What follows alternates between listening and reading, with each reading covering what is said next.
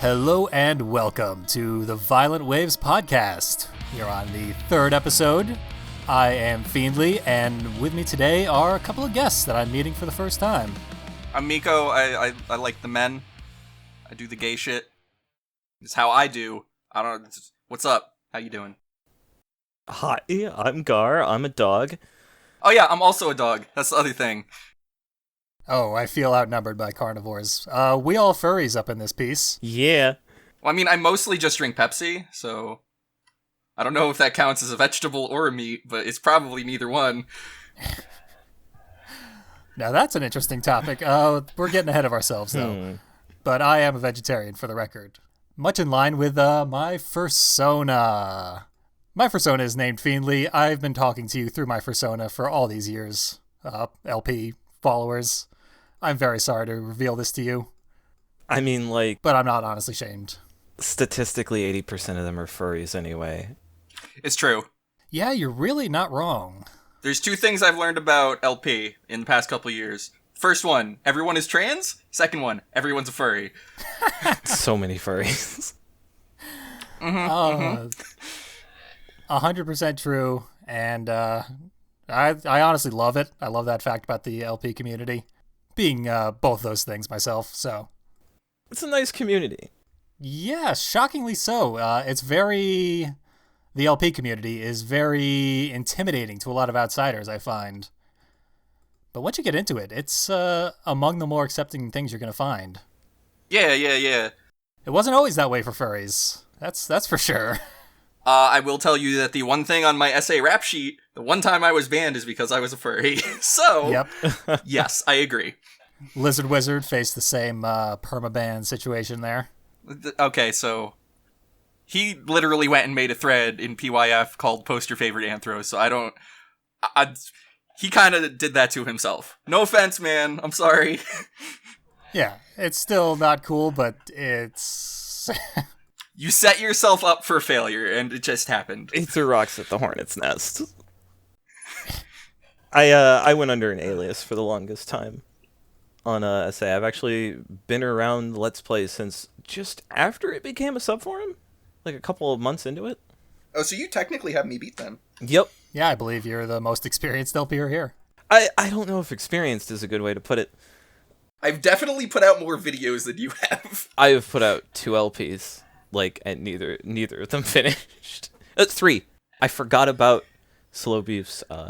He had a shoot 'em up thread for mini Let's Plays. That was a phenomenon on the subforum every now and then. Was collections of smaller LPs within greater threads.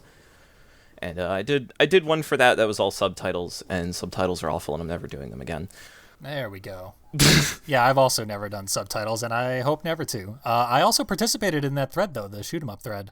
I did the Aqua Kitty video. Interesting. It was a little Defender clone. I did a video for Death Smiles. Yeah, I remember that one. I was involved in the best mega thread, which was, what did we name? The Cluster Fuckathon? I don't remember, actually. So this is how I met, a lot of people, is, so Coinbox had this idea, and it just, grew into an out-of-control mess of a Skype chat, and... This is where I did Frog Fractions, right when that game was new. And the way we described the thread was what if you took the short game theater threads that Frank-O-Matic was doing, and you just applied 2007 rules to them? And I now know that was a very bad idea, because I was the only one to finish an LP in that thread. And Frog Fractions was 4 videos long, so it's no wonder, but... Yeah. And it became a classic of your resume. Yep, right up there with Cooking Mama. If you want to talk about Cooking Mama, I'm your dude. I cannot believe Austin Walker has betrayed me like this. What the fuck? What did I ever do to you? Okay, I'm the original Cooking Mama. I did want to point out that you have a very unique approach to Let's Plays, Miko. You will do an incredible amount of work in service of very casual style commentary. Yes, that's kind of my scene. So, let me give you a background on how I got into LP, and then this might suddenly make a lot of sense. So, please do. In 2010, I moved to California in January to move in with a friend I knew from the internet, right? That friendship over the next 4 years slowly fell apart, but at the time, I was working at CVS, and I left that job and moved across the country, and I'm like, okay, I have about 3 months worth of money to find a new job. So I couldn't find a new job, so I went crawling back to a different CVS in the area. And at first, because CVS had just purchased Long's Drugs, there were a lot of employees who were getting 4 hours a week at that store, and now I was now one of them, so I had a lot of free time on my hands.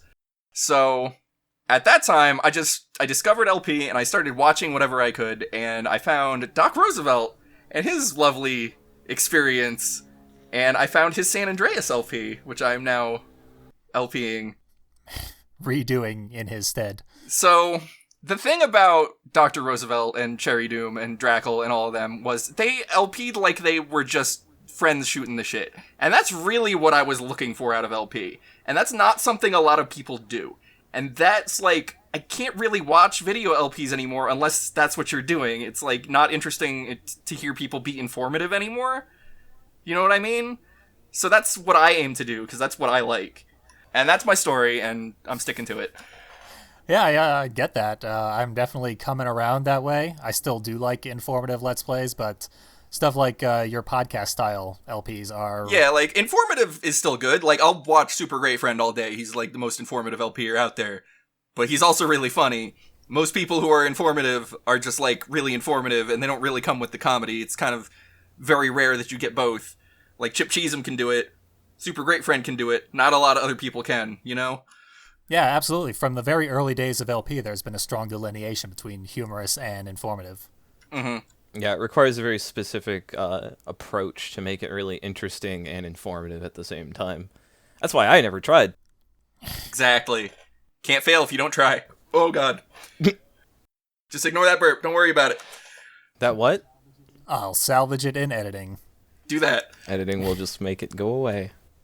I got into Let's Play for much the same reason, actually. I discovered the threads at first when they were still screenshots by and far. I think I came in a couple of weeks before the video explosion. And I don't know, something about playing video games in front of other people, even in this screenshot format with commentary and all the discussion flying back and forth, really caught my attention, and I ended up sticking around for 10 years. With fairly little to show for it, unfortunately. Yeah, I mean, that is entirely my fault. Yeah, not everyone in the community has to put out Let's Plays or put out constant streams of Let's Plays. Oh, God, no. You don't... My update schedule used to be very, very bad. Let's just say. Yep. You definitely come around, though. Of late. Yes, because if I don't, we will fall out of habit and we will stop doing it, and I will go 6 months between videos again, and I can't let that happen. Yes, I'm looking at over a month since my last LP update, so yeah, it happens. Get your life together, my dude. No, I'm playing. Take your time. There's just too many podcasts to do. I mean, So many. gotta have priorities. You guys are podcast listeners, if I'm not mistaken. Yes. Yep. Last few guests I've had on were not. Oh, we get to talk podcasts now. Yeah, for the first time. I consume exclusively McElroy content. I'm almost the same way. No, I don't. I'm also almost the same way, but that's not actually true. I don't. I consume a lot of McElroy content. Let's put it that way. So I have to preface this by saying I'm a bad opinion machine. I have never enjoyed a McElroy podcast. Oh. I could see we don't it. have to fight. I deserve it. I have been hiding my McElroy opinion for years now because they are so universally beloved, but not by me. Can I ask what it is that, like, isn't doing it for you? They have that specific cadence, the McElroy way of speaking that everyone adores. It's what they're known for. It really never charmed me the way it charmed absolutely everyone else. And there's just no cure for it. All right, I guess I can see that. I feel it. That's why I don't listen to Mabim Bam. Yeah, honestly, Mabim Bam's the only one I've tried. That's my brother and my brother and me for non-podcast listeners. Yeah, I should speak more precisely. I've been mainlining the Adventure Zone since I started it, like, about 2 months ago. There's another thing. I typically do not enjoy live play role-playing podcasts. However, Garr, you tipped me off to the Mouse Guard campaign going on at 6 Feet Under. Yeah, 6 Feet Under. I actually just enjoy everything Grant and them make. I gave them a try years ago, and it didn't really click with me. It did not get over my bias against live play role-playing. But Mouse Card, they've come a very, very long way. The production qualities are incredibly high, and their role-playing is just astounding. Yeah, I think the 13th Age is by far the roughest thing they've made, and it doesn't... The early episodes especially don't stand up very great, but everyone's got to start somewhere. Indeed. Someday I'll look back on these podcast episodes and weep. You're always your own harshest critic. You're not wrong. Which is why I can't look at anything earlier than Strider with a straight face. Yeah, Strider is where I started watching your stuff, and... Even parts of Cooking Mama kind of don't click for me anymore. I'm like, I shouldn't have said that. Maybe shouldn't have done that. Mm-hmm. Oh, God. Absolutely, yeah. I marathoned that LP, and it's still very good. It does hold up, but it's not 100% perfect. There's some things in my older work that I'm not proud of, but like a lot of it's still really good, I guess. A couple of blemishes on an otherwise nice thing. It happens. Yeah. Though. It's always going to be a value for its uniqueness. I made a really bad joke in the last video I did, which wasn't even a Let's Play. It's just a goof on my YouTube channel on cooking tuna salad. I debate taking it down every now and then, because I slip some words that, thinking back, not very proud of it. Yeah, my first Let's Play was with a coworker of mine who is a stray white cis male. And we might have dropped some slurs. Might not be my proudest LP to date. Yeah, that's...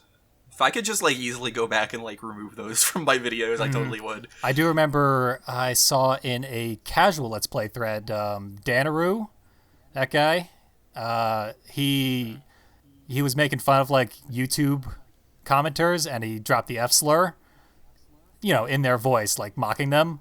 But someone in the thread requested that he go and edit it out, and he did, to his credit. Oh, yeah.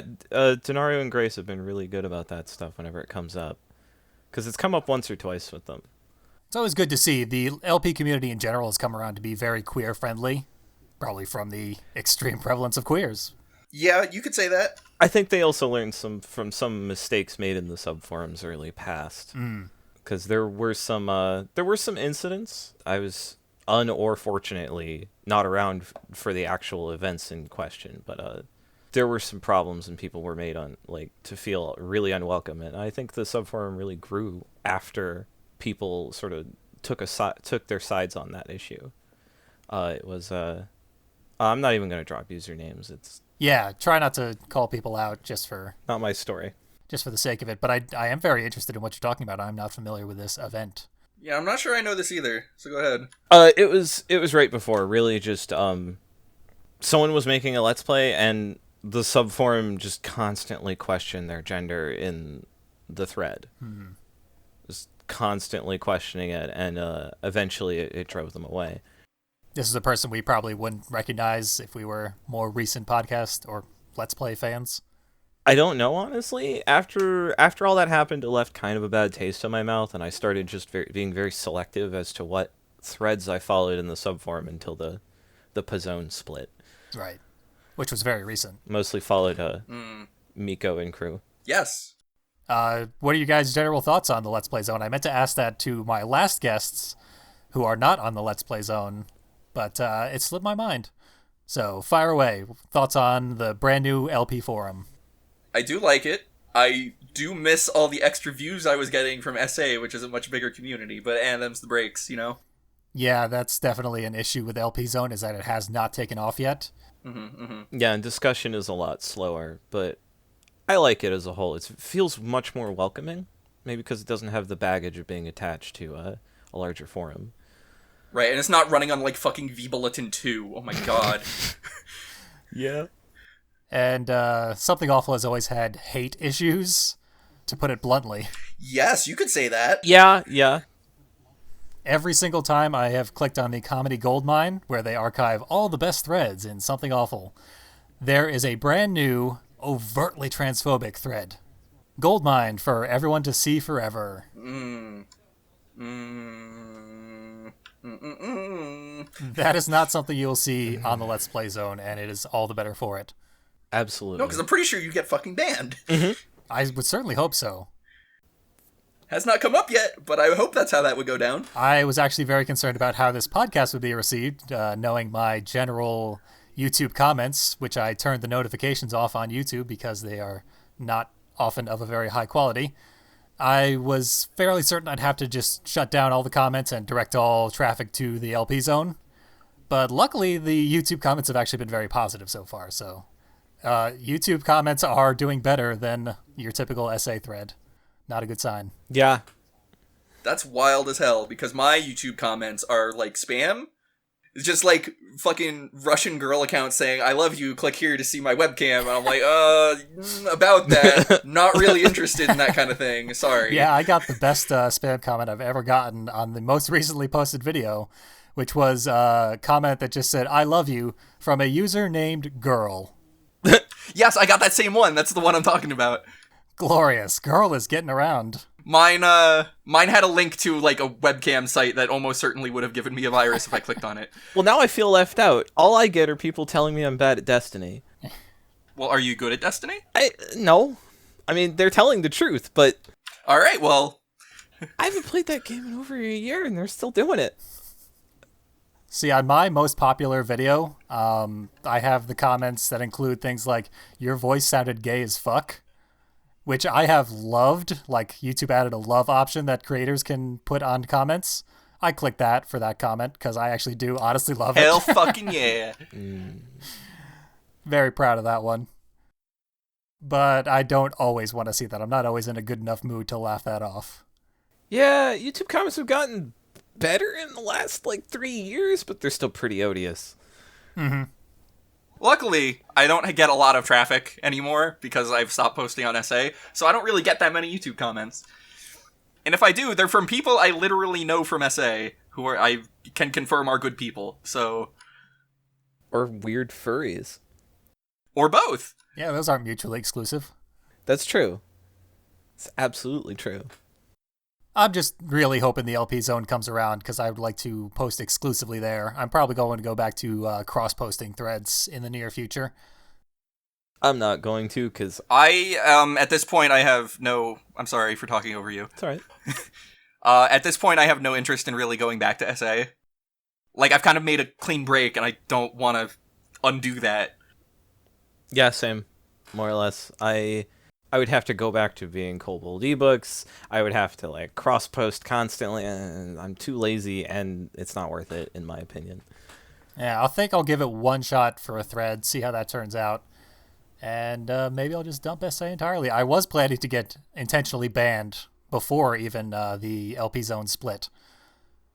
Then I thought better of it. I became more business-minded. Oh, yeah, I was originally going to rope Miko into a Ban Me Let's Play of Morinatsu. Yes, I'm down. I'm still down. You want to do that? Send me the videos. Let's do this. Okay, I'll see if I can find a copy. I don't know if I have one anymore. Also, hey. It doesn't work on Windows 10, so you'd probably have to fire up a Windows 7 virtual machine or something. Is there a more relevant awful furry visual novel we could do? Not that hasn't already been Let's Played. Yeah, Major Minor's in the works, so... Yep. Damn it, Sorrel. He didn't do the LP, he just told me about it. Yeah, but he brought my attention to it, so I'm blaming him for it. At this point, it's a long way to go for a suicide thread. Yeah. It's a bit much for a Ban Me, and it's not even a guaranteed Ban Me. Well, I mean, if you need a taste of Morinatsu, just go to San Andreas and look at any time I drive past the moon. That's what that game is. Okay. Yep. Now I'm in. That's actually how I established contact with Miko. Oh, nice. Yes, so Valentine's Day, 2013. Yep. This is getting romantic. You could say it's the opposite of that, because my love life is basically non-existent. Okay, you can't see it, but I'm holding my thumb and my pinky to my face, and I'm wiggling it back and forth, and I'm mouthing "call me." So, anyway, Valentine's Day 2013. I got really drunk and decided it would be a great idea to stream Morinatsu, which I had only heard about up to that point. So I did, and now I want to fuck the dragon. So, yeah. that was more or less my experience with that. For people who don't know, Morinatsu is a Japanese furry visual novel that got fan translated into English, and it is very not safe for work. Mm-hmm. Extremely so. I was going to ask how explicit it gets. So there's no... You can't ever see nudity, but it's pretty gay. There's a lot of butts. There's a lot of booty. Oh, you missed the pun of putting a big ass on the moon, then. Well, I mean... Gotta look into a smiling face every night, you know? There is that. That's almost doll-worthy. Shut the fuck up. But it was actually the joke you made at the end of a video where you had this cork board with, like, all the yarn strings attaching them, and you kept... Yes, Beyond Two Souls. Yeah, it was Beyond Two Souls, and you kept passing over a picture of that one character from Morinatsu. And I was like, wait a minute. Meowth Avatar. Constantly referencing this furry video game. And, well... That's how you outed Miko to yourself? No, I was like, hey. I mean, I wasn't really hiding it, but, like, it didn't come up as often as it does now, I guess. Yeah, you've been the least ashamed furry on SA that I'm aware of. Like, you're the only person I've seen actually talk about it and actually talk about being gay. In fact, the first time I ever heard you were a furry, I was like, Miko can't be a furry, he's not gay. About that. That's how fucking stupid I am.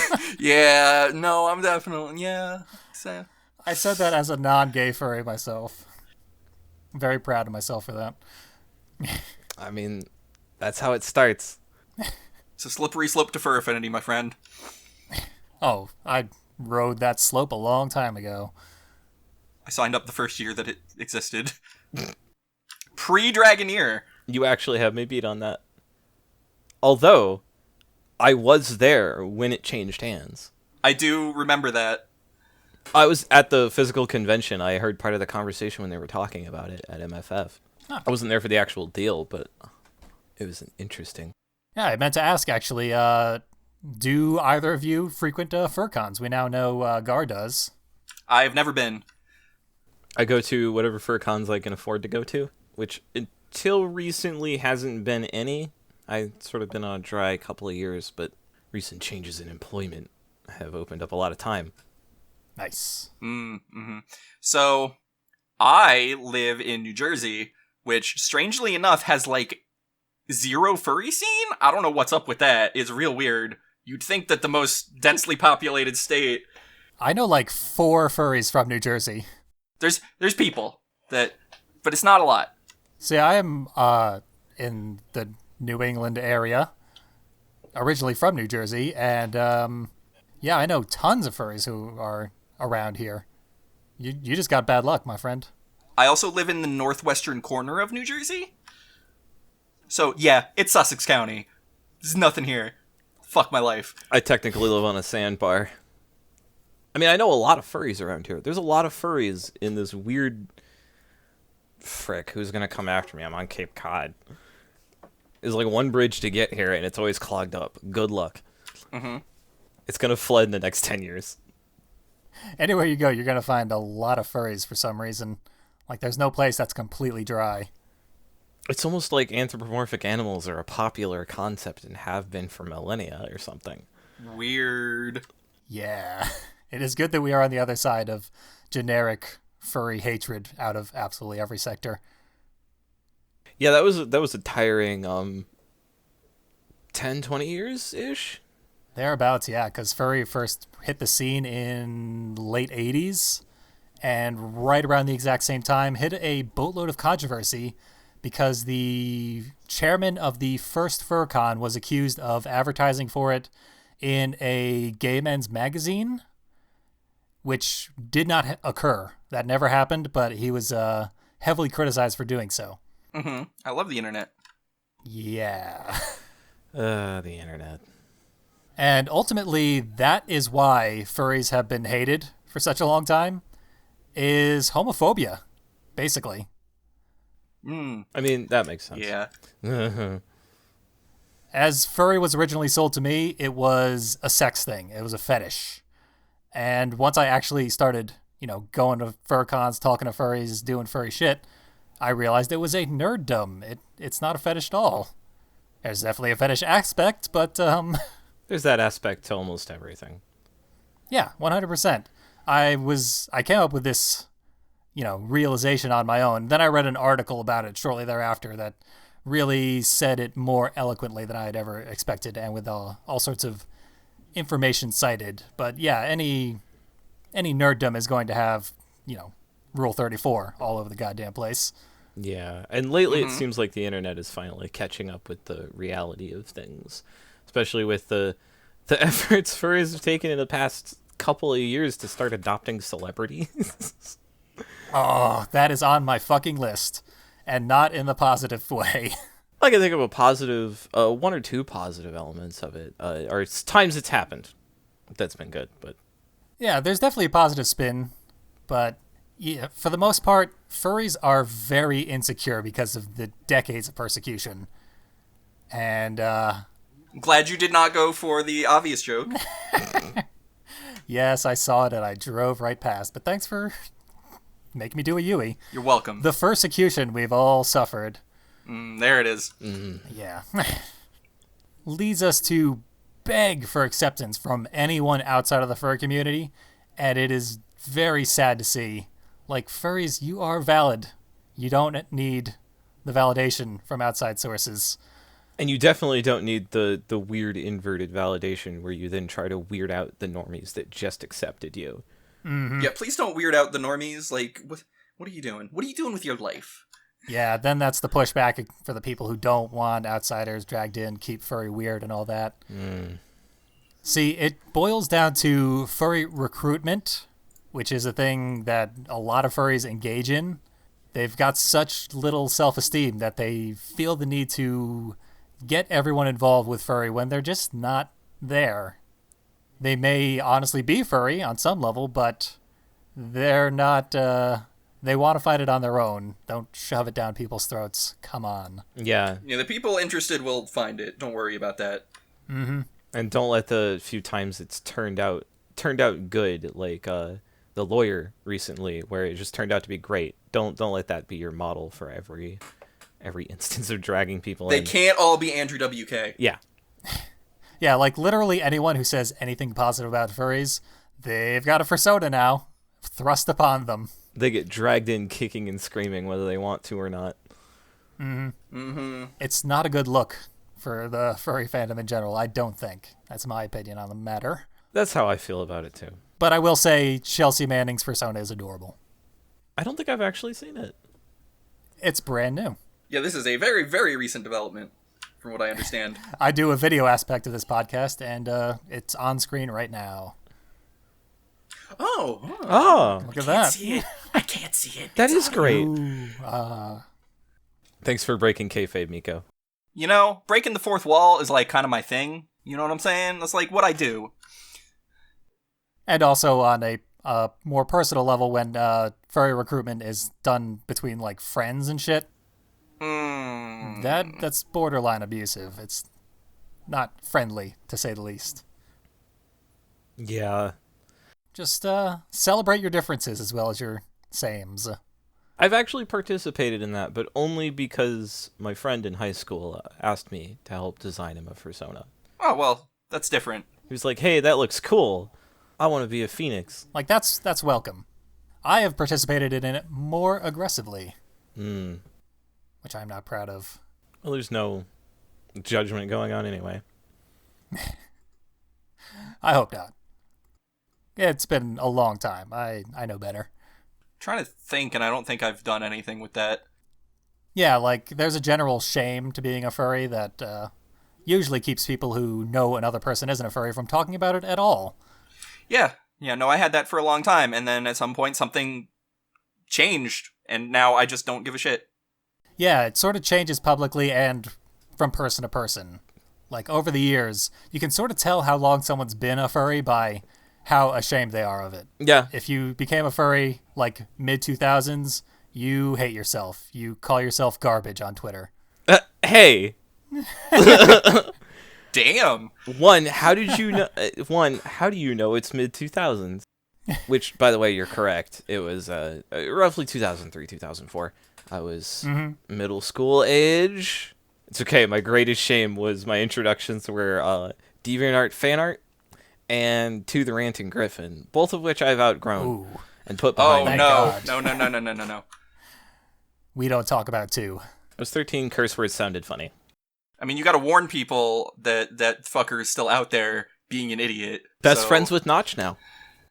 Yeah, he's trying to recruit Notch. I can't even believe that shit. Notch is sad and pathetic enough that he might actually go for it. So, FurCons, going back to that, Miko, did you have any interest in going to them if you ever get the opportunity, or is that so I wouldn't want to go alone, you know? That makes sense. I went to my first FurCon alone, and the chairman of the con found out later, and his jaw dropped when he heard that I had gone to a FurCon alone. That's not something you do. Also, like, working full-time and going to school full-time, like, most of them are timed very inconveniently. Yeah. Most of them are very long weekend deals. Yeah, like, I don't really have the ability to just, like, take off a whole weekend and go to a FurCon, you know? Yeah, that makes a lot of sense, unfortunately. I, meanwhile, have nothing but time going forward right now. I'm between jobs at the moment and trying to get another, but until then, I can probably afford to hit one. Yeah, I am lucky to have the funds and the ability to take time off to go to cons at my leisure, really. I just got, I don't know if you would call it a promotion. It's the same job, but I'm not an intern anymore. They hired me full-time, so now, like, I will have the funds, so I don't know what I'm going to do about it. Yeah, having funds is not something I'm comfortable with, so I'm going to cons purely for the expense, like getting rid of money. I don't want it. I'll take it. Cons are a great way to get rid of money between the expenses of going there, and all of the art and the little trinkets. Yeah, a lot of people do waste a lot of money at cons. I have purchased one art piece of my character. It is a fucking good art piece, though. I commission art way more rarely than your typical furry because I'm terrified of negotiating with people. Yeah, I'm like just kind of starting to get into that now that I have disposable income, which is a concept that while working retail and food service did not exist to me before. The extreme rarity, 3 fiscally responsible furries. What the fuck? I don't know if I would call myself fiscally responsible. I just spend all of it on video games instead. Ah. I don't do that. I am working to pay off my car, move out of my parents' house, find an apartment. See, furries are notorious for going deep into debt, buying fursuits, buying art, just being jackasses, really. Those people are bad at money. Yes. My mom's an accountant. I know how to deal with money. Just don't spend it. I grew up poor, so I learned how to budget things and how to get things on the cheap. That's another thing, is I did spend 4 years living way below the poverty line, so I did develop some skills there too. And I, too, spent the last couple of years flat broke and became extremely frugal by habit. I finally come around on that, but I still do not spend money as often as most people do. Mm-hmm. Eventually you learn the 10,000 different ways you can cook pasta just so you don't go crazy from eating the same thing over and over. That becomes a real problem when you're a vegetarian. I pretty much only eat, like, carbs. It's gross. Carbs are delicious. They're pretty delicious, but you get sick of them. Ugh. Not sick of them. Yeah. I can eat meat, but I can't afford it often enough to not get sick of pasta as well. Or rice. Yeah, pasta and rice and beans. Like black beans. Yeah, black beans are good. Get some broccoli up in here. That's good shit, you know? I love that you're so into food, Miko. That's like very charming. I did LP Cooking Mama, so I don't know why you're surprised. I'm not surprised. I am delighted.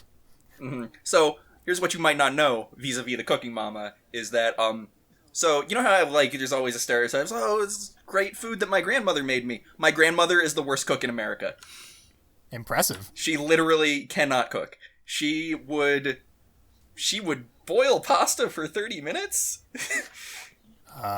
Oh no. Because she didn't know any better, because she grew up in, like, she's, like, microwaves and, like, the 60s and convenience, and she just didn't learn how to do it right. So I was gonna guess Irish because that's overly boiled stuff. Nah, my grandmother's not Irish. Well, just a bad cook then. Mm-hmm. My mother has told me that until she met my dad, she did not know that food could taste good. Oh. That is a direct quote. I am not making that up. I think the most incompetent cook I've ever met is one of my current roommates, actually. And I don't know if he'll find this and listen to this, but he tried to just use cornstarch as a thickener several times. Just to throw it in. Just kind of sprinkle it in there into like a soup or something. That's not what cornstarch is for, really. It's not how you do that. I wondered why you should use egg when breading things. Very, very simple things that I realized I had to teach him. If he had watched my Cooking Mama LP on chicken parmesan, he might know the answer to that question. I actually directed him there. I am not kidding. All right, thank you. Where I explain that dry doesn't stick to dry and wet does not stick to wet, which is why you need a layer of egg and then flour and then meat, and then that's how you do it. Maybe the most useful LP of all time. Mm-hmm. I wonder if I could take the Cooking Mama style, but apply it to one of those disaster escape games. So you want to teach people how to really escape from a disaster? Yeah. Now we just got to find a floating island city that starts flooding. They're all those games are nuts. Well, I mean, Toddy already did a Yeast LP, so I mean... Ah, you're right. Maybe you could get him to guest? He doesn't really guest anymore, so good luck. I appreciate the ambition of going into an LP with that sort of goal, though. Now I know 3 people I'm going to be dragging into Crash Bandicoot at some point. Watch out, listeners. You might be next. Get to talk about chase sequences for 5 hours. Oh, Jesus. Oh, don't forget the joke that they missed in the Jordan Kai LP. They get chased by rhinos at one point, and they never said it's a crash of rhinos. You're right. Write that down. That's one heck of a good one. So, the only people who like puns more than Let's Players are furries. I do not especially like puns, but I'm kind of addicted to them. It's unfortunate. I hate myself for them as much as anyone hates me for them. Oh, I'm possibly the craziest for puns. I believe I have a friend who has you beat. I went to his wedding and attached to his refrigerator, just magneted up there, was a frilled sheet of paper, like one of those flyers that you can rip the bottom parts off. Mm-hmm. On each of the little frills was a pun. He had printed a pun on there. And then on the main body of the flyer, he wrote, "These are terrible puns." Writhe. Writhe in agony. Ah, that's a good one. I hate this. I really apologize for bringing us down that route. I just had to.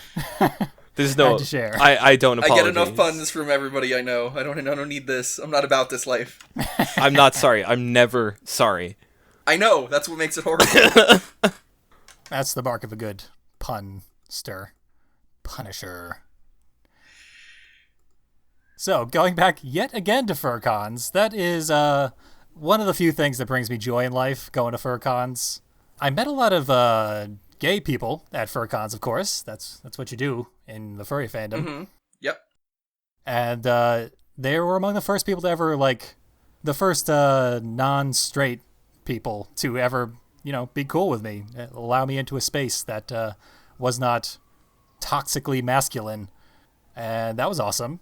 And more lately, there have been gender identity panels and stuff at FurCons, and I've been attending those. It's the first place I ever got specific permission to be non-binary, and that helped a lot. Yeah, FurCons have been doing a lot more and more to embrace the ethos that the fandom's already sort of touted of tolerance and equality and educating each other and being dumb, fuzzy animals together. Yeah, that's the bottom line mission statement. Is everyone be cute animals? But acceptance is becoming a much larger part of things. Yeah, heck, you don't even have to be cute or fuzzy. I mean, we got plenty of birds and plenty of lizards and snakes and dragons and reptiles of all kinds. And yeah, we need more fish. Heck, lately we've had a whole bunch of fantasy races start showing up. orcs and goblins have been very popular in the past couple of years, I've noticed. Interesting. That's news to me, but I've seen some gnolls occasionally. I mean, those don't count. It's just hyenas. What? I'm allowed to say that. Fucking monster. well, we've got a fantasy racist. God damn. Well, no. I'm allowed to say that because... So, I get to talk about my persona, which is I'm currently an Arcanine. But it's only sort of half true because I'm holding on to a sort of backup. As, being a copyrighted species is delicate. Yeah, and Pokemon is known to litigate. Yeah, so sort of officially, I'm still my last persona, which is a hyena. Still a Yeenformist. Mm-hmm. Oh, the puns. And I'm, as I am distinctly green, you could call me a grassy knoll. I'll take a hard pass on that. So, you can't see it, but I'm looking at my wrist and I'm tapping it very impatiently. I'm sorry, I did not realize you were so allergic to puns, Miko. No, this one's different because of the whole, I can't say it because I'll go to prison, but the thing that happened in the 60s, and I'm waiting. Well, if your anti-fantasy race tirade is over, Garr. Yeah, I can't believe you would say that. I was getting around to saying it's been nice to see people sort of pushing the boundaries and definitions of furry, because we originally, back in the early 90s, mid 90s, and even into the early 2000s, late 90s, there was this really weird internal debate in furry about two different groups, Scalies and they called them Mythies, which were, griffins and dragons and mythological critters. There were people debating that these didn't fit under the furry umbrella because of technicalities. And now we've come so far that we have people being like, well, my persona is a goblin. Yeah, there's actually been a thing in recent years of post-furry, which is taking the furry aesthetic and applying it to robots and artificial intelligences and shit like that. It's pretty cool. Yeah, we got like clouds of AI floating around, and that's kind of a weird one. Is there are also people with human personas, which there's no problem with that, but it's a phenomenon that you wouldn't really expect. So I think a human persona is just called a persona, and I'm an anthropomorphic human. yeah, like you're just a person. That's not really. I don't understand. That's why I call it a little odd. It's high concept. Yeah.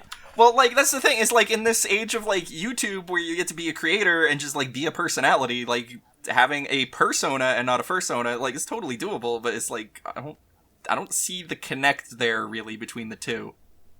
I think it's an odd terminology thing. Yeah, like, human fursona sounds so bizarre that it's actually giving me a migraine. So that's the thing about furries. Furries are, I wanted to get to this, they are accepting to a fault. To the point that this year, Nazis have been running rampant in the furry fandom. I got news for you. That is not a new situation. Yeah, they've been around for a very long time, and they can go fuck off and die for all I care. Yeah, 100%. The furry raiders have been stinking up the air for quite a while.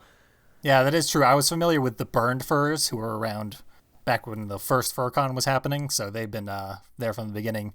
They were a little less hateful than your average Nazi, but in the same vein. Yeah, the burned furs were an interesting thing. I wasn't around for them, but I read a lot about them back when I was sort of getting into the fandom and learning what the recent history was. Yeah. If I'm not mistaken, they were basically about being more chaste furries, trying to get the sex and queer image off of the furry fandom. Yeah, they were very grumpy about the sexual aspects of things, and they very quickly let that spill over into just outright bigotry. Yeah, they definitely used harassment tactics to further their goals. Never cool. Nope, not even a little. Yeah. Yeah. But furries, or Nazis, are, apparently they've been around a long time. I've been fortunately ignorant of that until this year when they've just sort of taken over. Yeah. There was somebody on SA with the username a literal Nazi furry for years. So just, keep that in mind. And just to be clear, they were a literal Nazi furry. Yeah, no, it wasn't like a joke username. It was like actually their thing. Yeah, another thing we've been learning is how irony is not all that ironic lately. It went by unnoticed for a long time because a lot of people assumed it was a costuming thing. Mm-hmm. And, of course, before the recent climate, people were more likely to let that sort of thing slide as, oh, well, they're just costumers, or, oh, it's part of their thing, like they're into it. Yeah, like I said, accepting to a fault. They will not question it just because people have the lamest excuse. And then by then they're established, and of course, any sort of complaint levied against somebody once they're established inevitably gets labeled as community drama instead of, even if it is pointing out a real problem. Yeah, very common that people just write things off as drama when they are matters like sexual harassment, which has been going on for years. They've only recently started a costuming does not equal consent policy at all furcons. And I can tell you, it's definitely not community drama, because I dealt with my fair share of that, and that's why I never want to be in charge of a community again. Yeah. Yeah. It's rough, but the furries in general are doing a decent job fighting back. Yes. In general, I want to congratulate them overall. Like BLFC just happened, that's the biggest little fur con in Nevada. Nazis showed up, and they were told, you can't be a Nazi here. And they passed official con rules to evict all Nazis. I didn't hear about that. Yeah, the problem there is they did that on the day that the con started, when I knew 6 months previous that Nazis were planning a Nazi fur meetup at BLFC. Yeah, no, you can't wait till the last minute to do that shit. You gotta nip that shit in the bud, basically. You gotta be quick. Yeah, it's definitely a problem, and corrections are being made slowly but surely. I think the last con I went to was Anthro New England in Boston, and it was the weekend of the inauguration, and two things happened at that con that I think really exemplify the state of furry at the moment. One thing was a transphobe was punched in the face and then thrown out of the con. Nice. The con itself said, we don't tolerate that shit here. The guy who punched him, off scot-free. The transphobe, get the fuck out. Finally, something good happens at a convention. Absolutely. That's the sort of thing I want to see. That's the sort of thing I want to talk about in the furry fandom. Unfortunately, the other thing that happened was I was hanging out with a group of people. They were perfectly nice people, and, nothing against them. But before one of them told an anecdote, she made sure to poll the table to see if anyone there supported Trump, because she was about to speak negatively about Trump and did not want to offend anybody. On the weekend of his inauguration, when everyone was furious about the concept of Trump. Yeah, I was in New York City that weekend, and there's Ouch. fucking waves of protesters. Like, I've never seen a New Jersey Transit train fill up to the point where people had to stand. That fucking happened that Saturday. Oh my god. Yeah, and I mean, it's not every specific person's duty at a FurCon to take it upon themselves to crusade against anything that might potentially be dangerous to them. I mean, these Nazis are theoretically harmful physically to a person if you rile them up the wrong way. Nonetheless, you gotta not worry so much about offending these dangerous people, I think. Yeah, and it's important to remember that they are dangerous and shouldn't really be tolerated. They do openly talk about bringing guns to conventions and roughing people up. Yeah. I know someone who was at the Midwest Fur Fest that got poison gassed in an attempt to kill furries. That was a thing that happened. Oh, yeah. Yeah. Yeah, I remember that. The bleach. That is almost certainly the work of a furry raider type, and stuff like that's going to happen more if we do not oust them. Mm-hmm. Thankfully, cons seem to be taking the initiative in sort of recognizing these problems and heading them off at the pass now that they've happened a couple of times. Mm-hmm. Yeah, I've given examples of how progress is slow, but it is still better than most other communities are doing, I think. I do not have sufficient research. Probably, the speedrunning community is only, just barely, starting. It's there's still, SGGQ just happened, and there was, still some, really uncomfortable shit going on. Yes, there was. Yeah. Uncomfortable shit that, like the Nazi fur meat, was predicted months in advance, and no one did anything until it happened. Can I donate money to AGDQ this year to make them kick out people who say transphobic things? Is that a thing I can do? Because I'll do it. You could ask them. Kill the animals. Yeah, like they regularly raise $1 million, sometimes multiple millions of dollars. You don't want to push out queer and queer-friendly people from that community. You sure as shit don't. Yeah, you really do not want to lose that demographic. Because then you get shit like Narcissa, who still speedruns, but, like, does not interact with that community whatsoever. Mm-hmm. Which is a shame. That, like, really sucks. Narcissa is very talented. Yeah, it's awful to see, and we discussed it happening in the LP community earlier, and it's definitely happened in the furry community. Anywhere that nerds convene, there's going to be hate popping up, and it's got to be, you got to whack-a-mole that shit. Mm-hmm. Thankfully, that seems to be happening within furry and Let's Play, to sort of bring this full circle. Yeah, exactly. We did bring up the LP zone, which is intensely queer-friendly. You can have a rainbow on your avatar.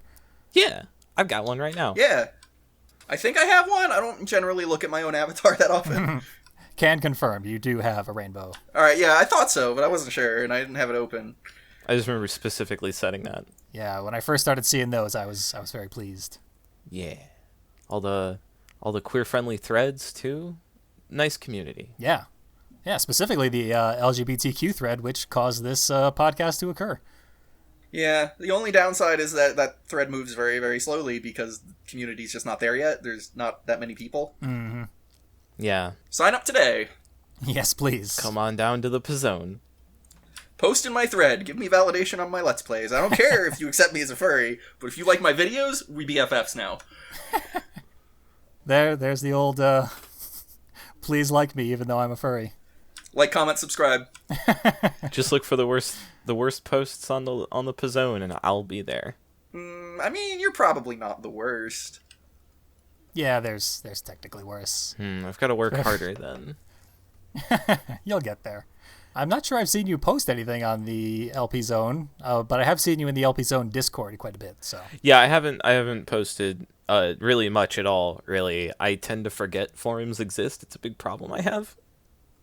I get caught up in everything else, and by the time I remember it's there, I haven't posted in several months. And well, that's why I'm looking into starting up another Let's Play. So I have to focus on things. Mm-hmm. Yeah, looking forward to it. Like we've been saying, we need more people to jump in that pool. Yeah, I mean, just shout outs to the LP Zone. Love you guys. Yeah, and it's always good to see LGBT LPers and furry LPers. I know myself of, I think, 3 LP groups that are comprised exclusively of furries, so if you watch LPs, you've watched a furry. Yeah. Yeah. Like it or not. And if you're thinking about making an LP, just do it. Like, don't agonize over it. Like, the days of the Sandcastle are gone. Like, that shit's over. We burned it down. We did it. We burned down the Thanks, Sandcastle. We used the style guide as kindling. For those that don't know, I coined the term burn down the Sandcastle, and I've been saying it for literally 5 years. Oh, glorious. I was going to call you a hero just for having, been a part of that movement, much less starting it. Fuck the Sandcastle. Oh my god. I've been on a crusade to destroy Let's Play ever since, I want to say it was 2007, back when Schildkröte was like midway through the Desert Bus Let's Play, which I'm in. Don't watch it. It's bad. Schildkröte, before disappearing and dissolving our little group, which was, I don't even remember who all was in it. It was like me and Orange Soda and Schildkröte and a couple other people. Expressed to me the desire to infiltrate, take over, and destroy the Let's Play subforum. That's a little strange, but okay. It was very unprompted. Pull that off and you'll be the greatest hero of them all. Oh, we've burned down the Sandcastle. I think that's good enough. Yes, let a general malaise spread across all LPers. Why am I trying to destroy LP? Not LP, but like the concept of the something awful LP, really, is like where, you have to, there's like very specific, like you post this in the Sandcastle and you're going to get the same feedback. Like the people who post in the Sandcastle are going to give the same advice to everybody, and it's like that kind of stifles creativity, and that's why I hated it. That's why I intentionally stopped sandcastling my shit, because I'm like, well, I know what I'm doing. They're just going to tell me to not do what I'm doing, so fuck them. I'm going to do what I want. Yeah, and the Sandcastle would go through waves of every single post. They would say, go get a co-commentator, and then they would get sick of co-commentators, and every single post they would say, don't have a co-commentator. And, like, depending on when you put your thread in the Sandcastle, you would get different advice, and it was shitty. Yeah. A whole lot of Mother May I. Yeah, gatekeeping is never good. Yeah, so, like, the Sandcastle just kind of is a bad concept. Like, it's good for the people who want it, but, like, there was this push to, like, every time you post an LP, post the first video in the Sandcastle. Post the first video in the Sandcastle. And that's not good. That stifles creativity. That doesn't allow people to, like, really do what they want to do to set them apart from everybody else. That just makes all the LPs the same. Yeah, there's nothing wrong with a workshopping space, but when you start requiring everyone participate in that workshopping space, you create a general, malaise that drifts over the community. It got really bad. I want to say around 2009, 2010, when they started implementing an actual style guide for a couple of months. Yeah, that was right when I started reading LPs, so I think that was 2010. Yeah, sounds about right. That was when I drifted back into LP after a brief interruption by my life, and style guiding was at its worst back then. It's gotten a lot better since, and then, of course, the Pizzone happened. Mm-hmm. And there's still standards on the Pizzone. There's a basically YouTube dump guy. Yeah, I mean, you don't want to do a YouTube dump. That's just rude. That's just like, I found a place where I can post LPs. Let's just get some extra views and then never come back. Like, That's kind of shitty. You don't want to do that. You remember that guy, Miko? It was a guy who, like, day one LP'd Night in the Woods. Yeah, and I'm like, this isn't very good, so I'm gonna not say that part, but I'm gonna say other things. Where's the discussion? All the videos have been made. Yeah, but, like, also, I finished Night in the Woods as fast as I possibly could, and I couldn't get a video up until 2 weeks after that game was out. Like, there's steps involved. Like, you can't just post a day one LP and expect it to be good. It's not gonna happen. That's what streaming's for. Well, I don't stream anymore, really, because I don't remember to, I guess. Same. That's my problem. I always forget when I set a date, and then, I'm late to it, and I feel bad, and I do it anyway, and no one shows up because I ditched them, and it's a mess. And I've never streamed.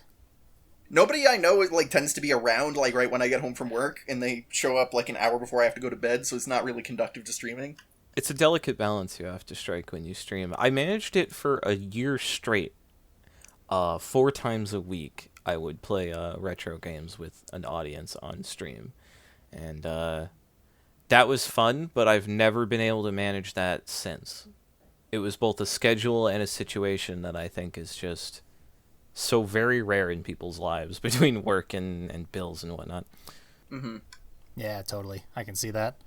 I'm sort of moving away from co-commentated LPs myself for similar reasons. That and I just don't think I converse well. I mean, anyone converses well when you have enough practice. Yeah, that's true. That's the thing, is I can hold a conversation really well. Like, that's one of my life skills. I can't do solo commentary. I just can't do it. Like, I feel just, like, talking by myself into a microphone with nobody on the other end, like, there's just this huge disconnect in my brain, and I can't. Yeah, it is 100% a completely different skill from doing co-commentated LPs. Yeah, so, like Nidoking and, like, Toddy, they can do solo LPs, and I don't understand how. Like, it feels so weird to just talk with nobody listening. It's the weirdest thing in the world. Yeah, it was a hell of a hurdle to get over when I was first starting LPs. Like, I was doing, like, 10-minute videos that would take 2 hours to record commentary for. Because I was like, what do I say here? What the fuck? Right, and that's the other, is you fuck up a sentence, you have to go back and re-record it. Yep. Because you got to get it perfect, because it's not like a conversation where somebody will call you out that you said a fucking stupid word that didn't make any sense, and then I just own the stupid shit that I say. It's great. 100%. It's how I do it. It's the only way to do it, really. Yeah. And it leads to the most fun, spontaneous commentary. And again, that conversational aspect is sort of what you strive for. Yeah, like... Right. Like I was saying, the Sandcastle went back and forth on having co-commentators, but in general, if you're, a good conversationalist, for the love of God, do co-commentary. Yeah. So, if you just want to do an LP, do what works for you. If you're good at doing solo commentary, or if you don't know, give it a try and see. Or if you want to, like, hey, I got some friends who I have good chemistry with, let's just make them suffer by making them watch Kingdom Hearts over and over again. which I still don't think Game Bun has put up the Kingdom Hearts 2 LP after we have done 9 videos. I don't know where the thread is. That can't be a good sign. I mean, he's got school and work like me, so I can kind of see that, but... Okay, I can relate. It did take me a week to edit and post the last podcast I recorded, so... Yeah. Yeah, editing takes a long time. That's something a lot of people don't really realize as much, especially people who are just starting to do Let's Plays, is that editing is going to take up the bulk of the time. You think it's recording? No, it's definitely the editing, because it's like, oh, I can do San Andreas. Oh, wait, there's a lot of driving for 10 minutes nonstop. I better cut this out. And then you gotta go in and you gotta scrub your footage, you gotta find where that starts, cut it out, you gotta bring it back in when it ends. It's just, it takes a long time. It's a lot of effort. Yeah, LPs are absolutely for the patient, but it gets easier with practice. Much easier, in fact. Mm-hmm. Nothing's ever going to be as hard as the Cooking Mama LP, just, because I had to, test recipes and, make sure they were good before I would, throw a video together, and then I have to get, a tripod and try and cook around it in my tiny apartment kitchen. Oh, man. Yeah, even, just doing the video segment on that, I can't fathom. And you edited music underneath the whole thing, that alone. Yeah, and, DS emulation isn't very good, is the other thing, so, trying to play Cooking Mama with a mouse is kind of horrible. Yeah, don't go too crazy with ambition on an early LP. No, Cooking Mama was, I want to say, my 6th LP. I had that idea for a long time, and I was like, no, I'm not ready. So I waited 3 years after I started LPing to, actually, get the wheels turning, I mean, sometimes there's just an idea you have to sit down and refine yourself before you can pull off properly. Right. Yeah. I have to work on my commentary a little bit more. I have an idea in the tank where I grab people and force them to go through the dating sim sections of this one game I want to Let's Play. Oh, no. Not again. It's a bad game. Well, like Miko said, just fucking do it. Yeah, just do it.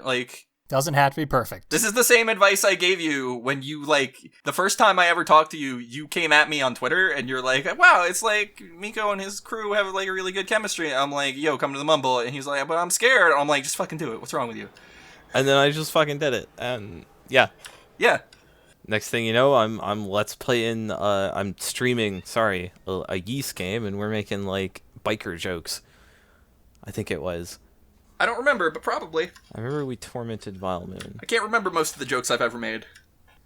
Do you remember saying that Manhunt is the worst game Rockstar ever developed? I mean, I know that's probably not empirically true, but it's it's pretty bad. Manhunt is the game I am known for. I know, it's pretty bad. There's definitely a case to be made for your side of the argument. 100%. But I'm struggling to think of what Rockstar has put out that would be worse, and I'm coming up empty. There is a case to be made that Manhunt is the best game Rockstar ever developed, because it's actually developed. It actually has mechanics. It is a functional game. It's not just an open world throw shit at a wall thing. Not to say that it's necessarily my opinion that it's the best game Rockstar ever made. It's just there's cases to be made for both sides. I am not defending Manhunt right now, as much as I do love it. All right, that's fair. I just wanted to call you out on that. GTA 2 was really good. Was it? It may not hold up. I've played GTA 2 fairly recently. I admit I have not played it since I was but a wee child on my friend's PlayStation. Yeah, I never played any of the top-down GTAs, so I could not tell you. I have no opinion. I recall it being quite a blast. I will not hear Manhunt is the worst Rockstar game while Body Harvest exists. That was Rockstar? Yeah. Yeah, back when they were DMA Design. It was real ambitious, too. Developer Rockstar North. Holy shit, I didn't know that. Yeah. Alright, well, maybe you win. We have discovered one game officially worse than Manhunt. I am proud of myself. Well, I can name some games worse than Manhunt, but they're not Rockstar developed. Yeah. Looking at you, Quantic Dream. Oh, Christ. So, everybody can be on the lookout for my new LP, which is going to be Detroit Become Human. Whenever the fuck that game comes out, I guess. Oh, no. I don't want to look out for that.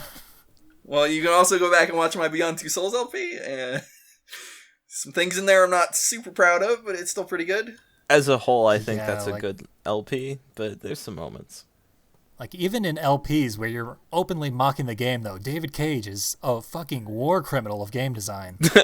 Oh my god, I know. It is agony. His games are extremely painful to play. I will vouch for Heavy Rain just because that story is hilarious.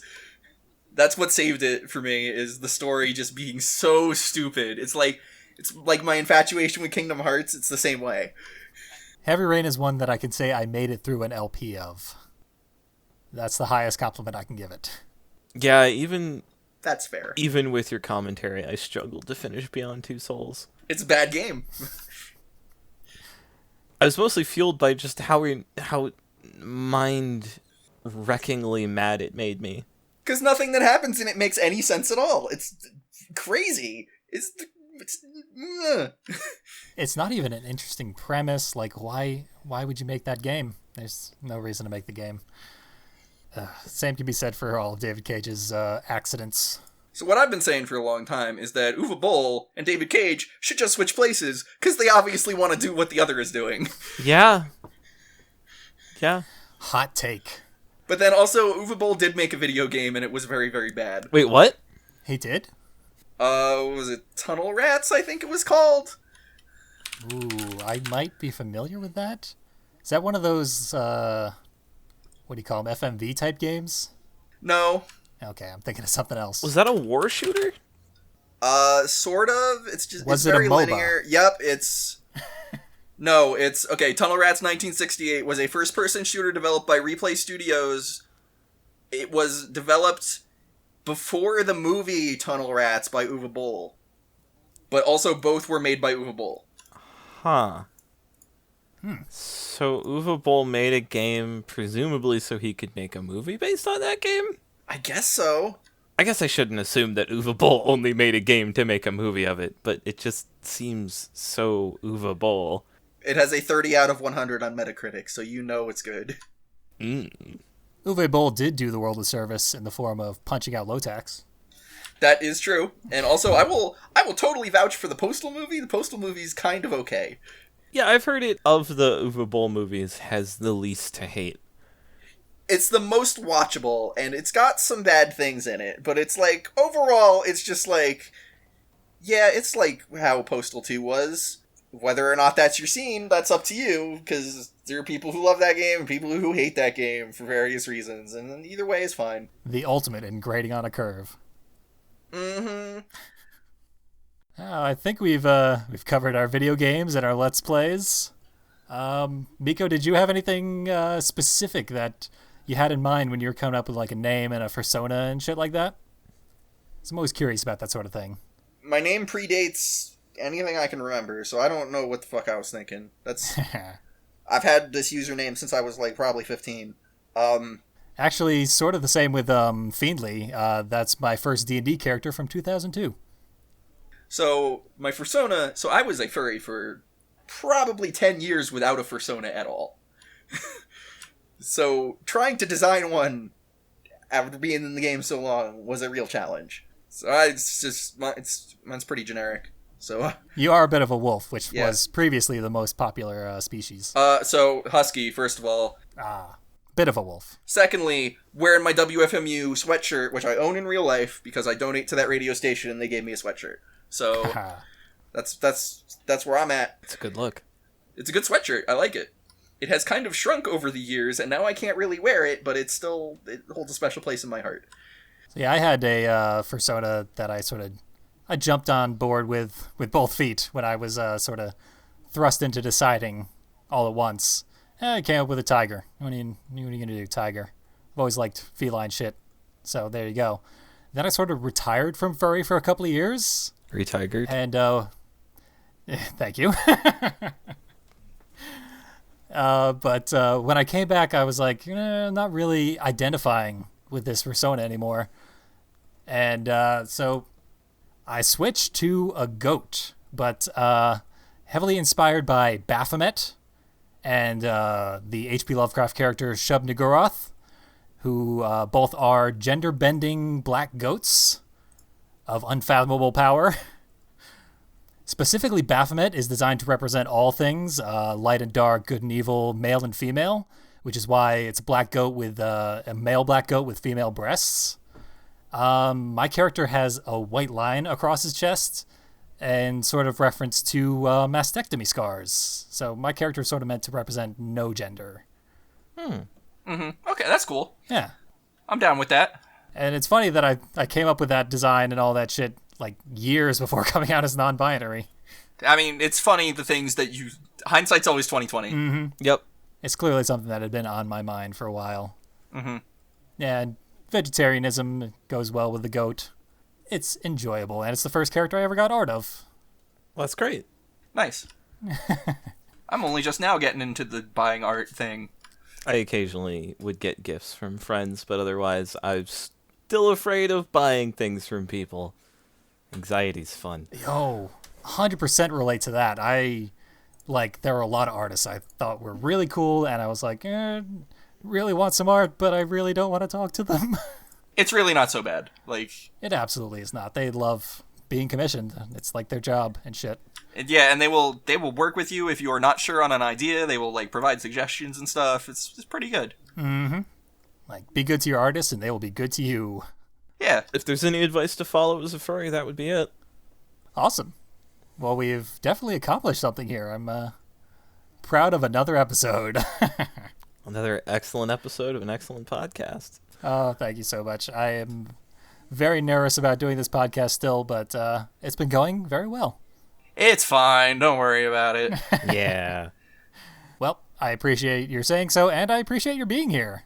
No It's problem. been great being here. Yeah, big fan of yours, Miko, and I love following you on Thanks. Twitter, Gar. Well, I'll keep trying to be funny. Good luck. I'll need it. That's all I ask. And thanks, everyone who listened. I will see you next time on Violent Waves. Bye.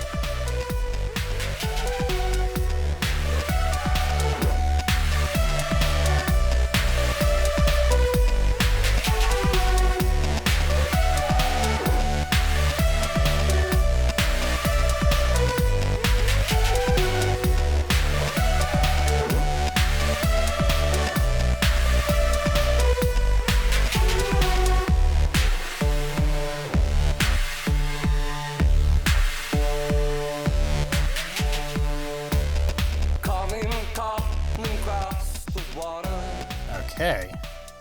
I'm going to look up this picture of Chelsea Manning's persona.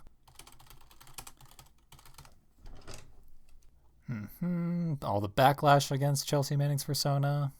Oh, well, yeah. There it is. Found it. You're better at this than I am. There we go. Yeah, like I said, adorable. Yeah. That's a good persona design. Good stuff. It's best case scenario when harassing someone into being a furry. Yeah, that or Boozy Badger. People have been back and forth on Boozy. He's got a bit of an acerbic personality, but he's overall been relatively positive towards the fandom. So Yep. he hasn't milkshake ducked himself yet. Looking forward to it, though. The inevitable milkshake ducking. It's so ubiquitous as to be absurd. It's like a fun guessing game where the prize is sadness. I gotta find a way to keep that in.